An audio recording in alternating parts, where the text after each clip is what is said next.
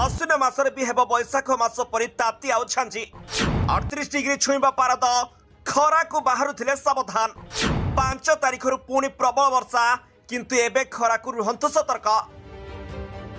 हाँ दर्शक बंधु एबे ओडिशा रे 4 दिन हेब भीषण असह्य गुलुगुली आउ बढ़िबो गरम। वर्तमान मध्य सूर्यंक प्रकोप रे गरम हेउतबा आपण अनुभव करथुबे जहा एबे आहुरी वृद्धि पाइबो बोली जଣା पड़िछि। एमिति के 38 डिग्री तापमात्रा छुई पारे बोली पूर्वानुमान करिछि पाणीपाग विभाग। सेपटे गत 24 घंटा रे कांभा स्थान रे हालुकार मध्यम धरणर वर्षा होइतिबा बेले कोरापुट जयपुर रे सर्वाधिक 61 मिलीमीटर वर्षा रेकर्ड करा जायछि एवं अक्टोबर 6 रे बंगोपसागर रे लघुचाप सृष्टि होई पारे बोली जଣା पड़िछि। फल 5 तारिख राज्य में वर्षार परिमाण वृद्धि पाइब।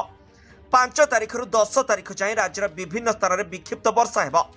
तेज आज 9 जिला को बिजुली घड़घड़ी सह प्रबल वर्षा नहीं येलो वार्निंग जारी करछि पाणीपाग विभाग। सेहिबळी जून 1 रु एबे सुधा 1092 मिलीमीटर वर्षा रेकर्ड होइछि।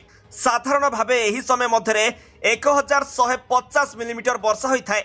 फल एबे भी राज्य में 5% कम वर्षा होइतबा रेकर्ड होइछि। एथर ओडिशा स्वाभाविक वर्षा सह चलित मौसुमी ऋतुरे स्वाभाविक ठारू 5% वर्षा कम होइछि। तेणु एनिकी राज्य में स्वाभाविक वर्षा रहिबो। आउ हेले एबे भी केउंझर देवगढ़ भद्रक और झारसुगुड़ा नियंटिया वर्षा रही। वायुमंडल में यथेष्ट परिमाणर आर्द्रता होथिबारु मौसुमी अपसरी जीवार बाट फिटी नाही बोली कहिछि विभाग। तबे एबे भी 80 रु 90% राज्य में आर्द्रता थिबारु गुळुगुळी अनुभूत हेउछि।